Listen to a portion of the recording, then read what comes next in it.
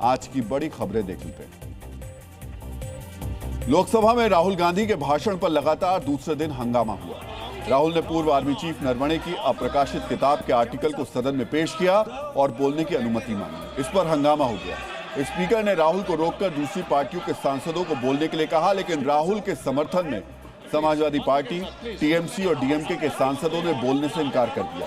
इस बीच हंगामा करने वाले 8 विपक्षी सांसदों को निलंबित कर दिया गया है।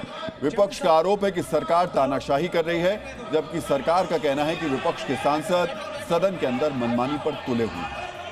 युमनाम खेमचंद सिंह मणिपुर के नए मुख्यमंत्री बनने वाले हैं। इम्फाल में हुई बीजेपी विधायक दल की बैठक में खेमचंद सिंह के नाम पर अंतिम मोहर लग गई। इस बैठक में बीजेपी के north east coordinator Sambit Patra और पर्यवेक्षक तरणचुग विशेष रूप से मौजूद थे।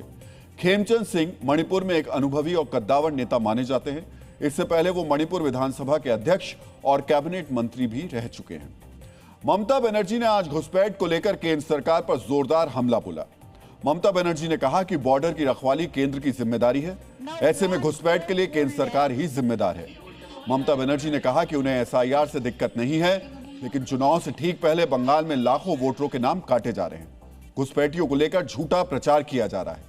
इस पर बीजेपी के नेता शुभेंदु अधिकारी ने कहा कि राज्य में भारत बांग्लादेश सीमा पर बाड़ लगाने का काम पूरा नहीं हुआ है, क्योंकि ममता बनर्जी ने जमीन देने में सहयोग नहीं किया है।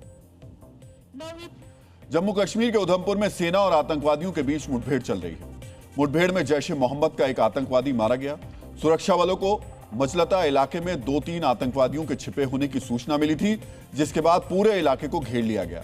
पूरे क्षेत्र में अतिरिक्त जवानों की तैनाती की गई है और सर्च ऑपरेशन अब भी जारी है।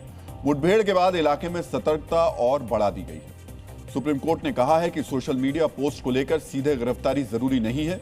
सुप्रीम कोर्ट ने तेलंगाना हाईकोर्ट के एक फैसले को बरकरार रखा है।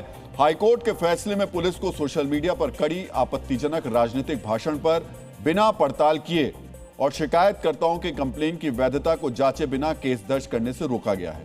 इससे स्पष्ट है कि सोशल मीडिया पोस्ट पर सीधे गिरफ्तारी नहीं होगी। उत्तराखंड में धामी सरकार ने आज बड़ा फैसला लिया। मदरसों के संचालन के लिए एक अथॉरिटी की घोषणा की। इस अथॉरिटी में अध्यक्ष सहित कुल 11 सदस्य रहेंगे।